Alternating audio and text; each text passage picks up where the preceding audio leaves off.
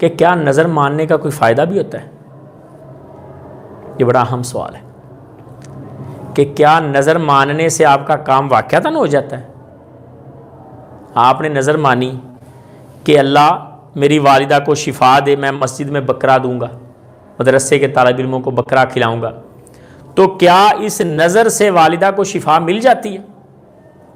کیا نظر کے ساتھ کام ہو جاتا ہے بندے کا یا نہیں ہوتا؟ یہ بڑا اہم سوال ہے۔ پھر نظریں کیوں مانی جاتی ہیں اگر کام نہیں ہوتا تو؟ اگر ہوتا ہے تو پھر تقدیر کا کیا حکم ہے کہ نظر کے ذریعے آپ نے اپنی تقدیر تبدیل کروا لی؟ یہ بڑا اہم مسئلہ ہے۔ نبی علیہ الصلوۃ والسلام نے فرمایا کہ نظر تقدیر میں سے کچھ بھی نہیں بدل سکتی، نظر تو صرف بندے سے کچھ نکالنے کا ذریعہ ہے، بخیل آدمی سے۔ اللہ نظر کے ذریعے بخیل آدمی سے کچھ نکال لیتا ہے۔ یہ نبی علیہ الصلوۃ والسلام کے الفاظ ہیں۔